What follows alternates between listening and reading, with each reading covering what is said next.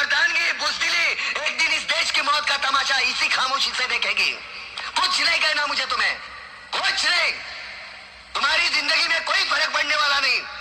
अंधेरे में रहने की आदत पड़ी है तुमको, गुलामी करने की आदत पड़ी है।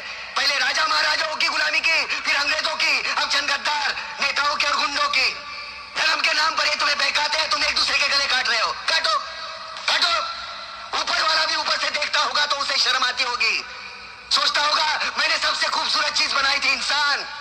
इंसान नीचे देखा तो सब कीड़े बन गए, कीड़े। कीड़े रेंगते रहो, सड़ते रहो और मरो। आए और गए, खेल खत्म। क्यों जिए मालूम नहीं, क्यों मरे मालूम नहीं। कलम वाली बाई क्रांति लाना चाहती थी, कलम के जोर पर काले वर्तमान को खत्म करना चाहती थी। कौन समझा उसकी बात को? सब साले मुर्दे, जिंदा लाशें। किसे जगाती हो?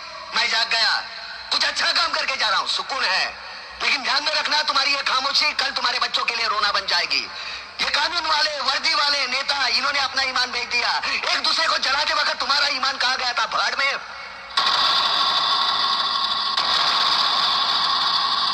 ये पिस्सू जैसा हमारा पड़ोसी मुल्क आने वाले कल में शायद अपने आप को दुनिया के नक्शे पर देख नहीं पाएगा। एक बात भूल रहा है, उनके घर में जो रोटी बनती है ना, उसका आटा भी विदेशी चक्की से पीस के आता है।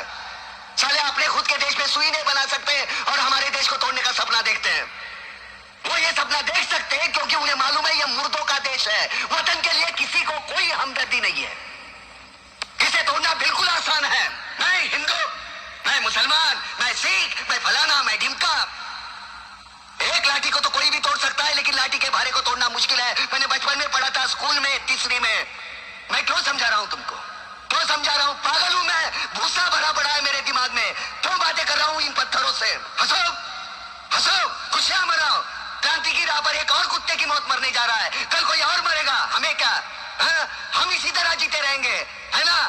जियो भाई जियो, जैसे चाहिए वैसे जियो। मैं हिजड़े की जिंदगी जीना नहीं चाहता। ये ला, चल चल।